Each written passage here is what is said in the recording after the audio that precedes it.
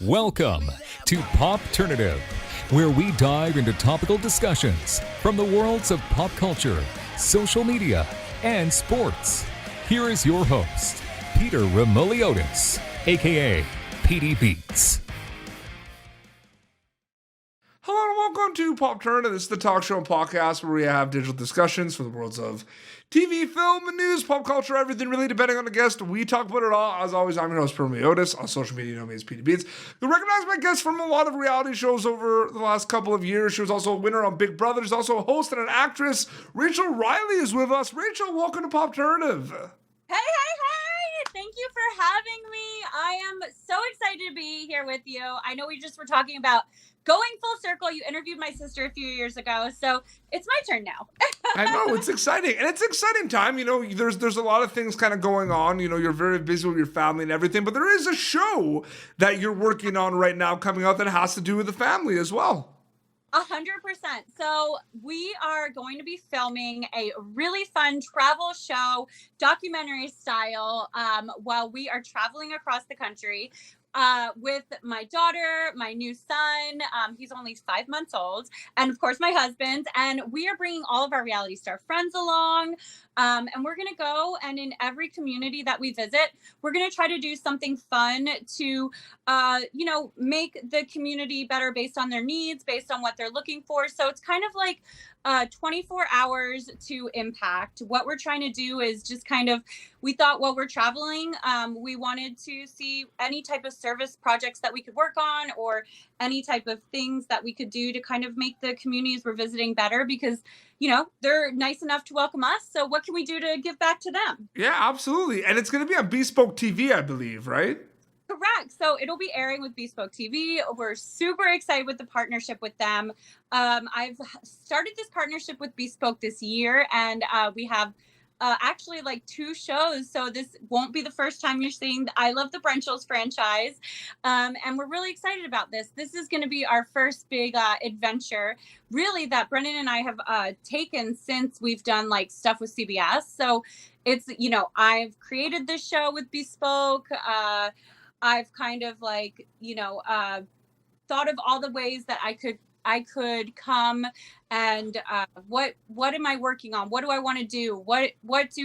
They've just given me so many opportunities to kind of think of like in my brain what I want to do, like what's next for Brendan and I. Yeah. And to kind of like explore that and film the show. Absolutely. And it's interesting too because a lot of people recognize you from Big Brother, and you were actually on 2 seasons of Big Brother. Yeah, 2 seasons of Big Brother, 3 seasons of The Amazing Race, Celebrity Fear Factor, which we won. It's interesting though, because I'm just curious, what's the mindset like when you're wrapping a show? Like you win Big Brother, like your second time Big Brother, you win the whole thing. Is the mindset kind of like, I want to do another show, I want to get back in there? Or like, what's the mindset like for you after that? A lot of work. Yeah. So for me, I love this. I'll be honest, like, after the first show, you're like, oh, I'm famous. I'm going to do this. Like, this is so fun. And then you don't, it's like actual industry. It's so much work. I've been like so lucky that I've been able to make a career out of it because I've also been working in unscripted television as a casting associate. So I've been working in casting. I've been working as a producer. I've been working, as a creator, but it's really a lot of work. And for me, it's something that once I did Big Brother, I've always been interested in the industry, but once I did Big Brother, it really cemented me into that industry. And I fell in love with unscripted. I love everything about it from, casting. Some of the people that I cast are going to be on our show, which I'm like really excited about because how much of a full circle is that? Like, I found you and you were a star on your show and now you're coming on my show. Like, I'm just like so excited for that. Which is like so cool because I've done this now for 10 years, right? So for me, it's just been, it's been such an adventure. I love it. So from coming from one show to another, I would say if you have that like passion that you just know the industry you want to work in, then go for it. Because it's a lot of work and people don't see, like, I'm up at 5 a.m. for meetings. Don't sleep. I'm working, I'm typing, I'm, doing these like plot, like everything. We're just kind of like figuring out ideas, like creator, being a creator. Because it's funny because you've done a lot of, because it's funny because, you know, we love watching these reality shows like Big Brother, Amazing Race. They're always on. Every year there's new cast members and everything. And it's funny because I'm sure the mindset is different. There's people like yourself that they want to do more reality shows after, they want to get back in there, but I'm sure there's the other way around too, where it's like one is enough. You know what I mean? Yeah, absolutely. I think there's people that go on and they're just like, I won my $500,000. Thank you. Like we saw that with Steve on Big Brother. He said he wasn't interested in doing anything else. But then, you know, there's people that sometimes we kind of fall in love with it and you want to figure out how you can be involved in the industry. How can you go on another show? Maybe you want to go on, you know, 10 other shows. Like we see some people going on The Challenge and then they go on like all these other love shows. Maybe they want to do that. Maybe you want to be in casting. Like I've seen a lot of people from reality TV recently get into casting. Maybe they want to get into, you know, unscripted, like network executives like Kalia. She was on Big Brother. On season 13, she's an executive for HBO for unscripted. Like that is great. That's amazing. Like she is the example of a boss lady, right? Like that is amazing that she's doing that. And she's a mom, she's, you know, married, she's, you know, it's crazy. Like I love watching the people that I kind of like have grown up with in the past 10 years be really successful, and she's a really cool example of that. There's a lot of people that, so for you, for example, Reilly, you know, been on, like, you wear many hats. You've been on a lot of these reality TV shows. You know, you worked in scripted. You've worked, you know, as an actress. Done a lot of different things, hosting. I mean, and obviously, you know, you've had a lot of success doing a lot of these shows and everything. What has worked for you in terms of, like, you know, when they say, like, do what works for you, just keep doing it? Like, what were some things that you were doing that worked for you? Were you very, like, did you really kind of do your research? Were you really kind of picking and choosing in terms of what projects you go on? Like, what was that like for you? I always do my research. Yeah. I always do my research, and I never say no. Any door that's open for me in the industry, I walk right through it. For me, I think you have to be passionate about it, and you have to kind of, I know it sounds silly, but wear your heart on your sleeve. It is a business, so you have to think like a business. You have to, you know, you have to put the work in, but you also have to like put the heart into it. Like, Absolutely. you're not going to be successful. For me, I've been successful because I've been able to just, you know, be a personality. And then after the personality, Rachel has to like get turned off. I can also switch over to the like creator Rachel. I can switch to like the producer Rachel. I can switch to the, you know, casting Rachel. I can kind of like take direction and listen. And it is like, you have to find the need that the network wants. You have to be able to fulfill that and figure out like what they're looking for if you want to keep doing it. Cause you know, it's entertainment. Like we're here to make good TV.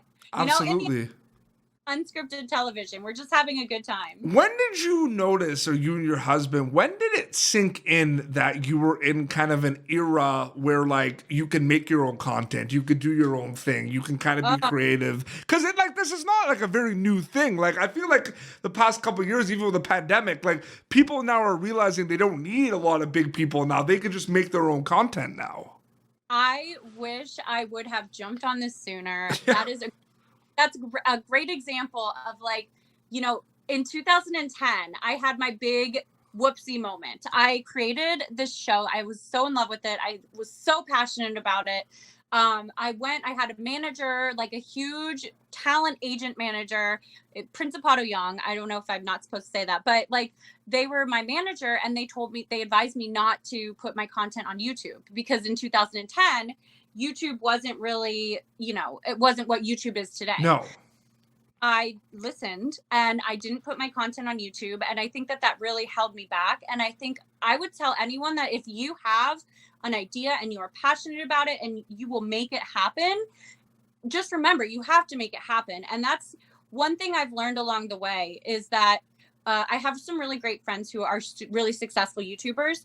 And they always tell me like, you have to do YouTube. You have to be dedicated. If you're going to do this content, you're going to do this world, you have to be able to put out the content. You have to be able to like say every Tuesday at 3:00, I'm going to put something out. And it's the same with TikTok. It's the same with, you know, Instagram Reels. It's just a short form kind of video, but we're still putting out like a kind of a unscripted content, right? it's, you know, yourself being a creator. You just have to figure out a good way to get that content out there. And I would tell everyone that loves it, anyone that wants to do it, to do it.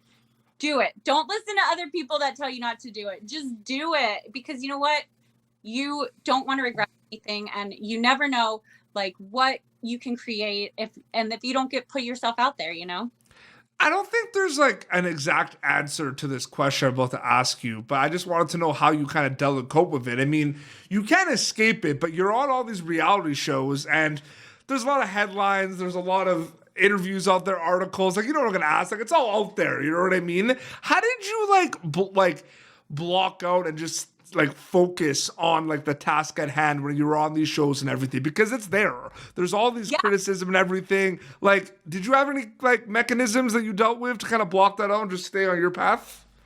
That's a great question. So for me, it's really always just kind of been realizing that I need to focus on myself, my family, and myself. And when it comes down to it, that's what matters. I'm putting out what I feel in my heart is who I am.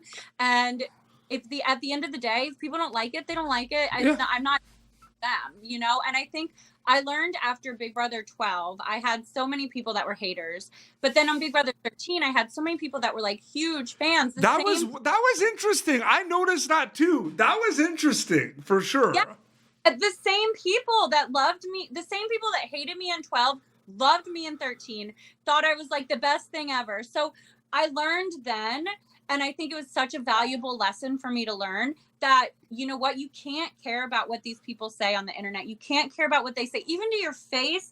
You have to be true to you. You have to be confident enough in what you're putting out there, what you're doing. And if you love it, and if you're passionate about it, and if you are, you know, doing this because it's something you have to do, then you're going to be fine. And you're doing it for yourself, and you can't think about what other people say. And of course there's criticism, and sometimes you read it, sometimes you respond to it. But the thing is, you can't let that get you down. You have to respond to the positive, and always remember that like you are amazing, and that this is your creativity. This isn't their vision. This is your vision. Absolutely. Yeah, because there seems to be that like the negativity and beef always attached to reality TV, but I've always said it, I feel like there's way more to it. You're seeing a lot of people on reality TV doing a lot more things, doing what you are doing now, making your own content. Like, it's way above that, and there's a lot of people like yourself that have kind of overcome that. Is it safe to say that would be like advice you would give to other people going on reality shows, just being like, just who cares? Literally, like, who cares, right? Yeah, 100%. Who cares? And honestly, like, I always hear that about reality, but I love it. I'm so passionate about unscripted because it's the real stories. It's the real people that we're getting. We're not hearing, you know, unscripted TV is so fun, but when you're watching unscripted, you're learning about this extreme example these people are in at this time.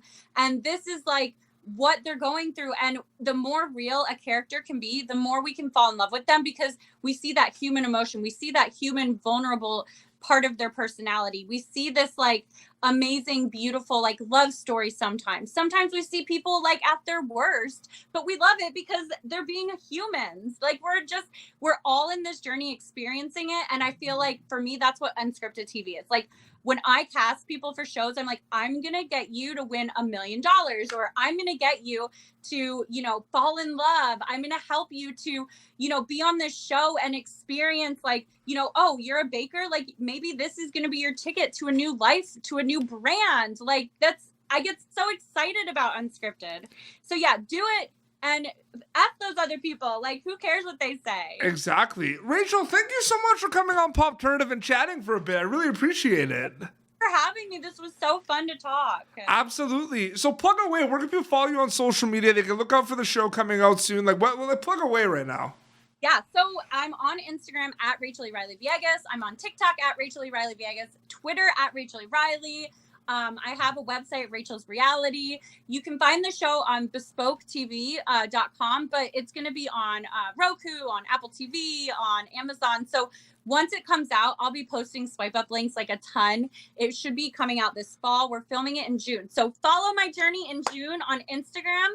because I'm going to be needing help. I'm going to be doing geocaching. We're going to be doing like, I'm going to ask for help for people that need to have a voice in the local community, that are making a difference in their communities. So make sure that people are following me on at Rachel Reilly Villegas on Instagram, so I can communicate and kind of keep up with the local communities. Absolutely. Amazing. Well, this has been Popternative, youtube.com/Popternative. For previous episodes, until next time, this is Rachel Reilly and PD Beats signing off. Thank you for tuning in to Popternative. Make sure to check out our past episodes of Popternative on YouTube. Be sure to like Popternative on Facebook and follow us on Twitter. This has been an Autograph Communications production.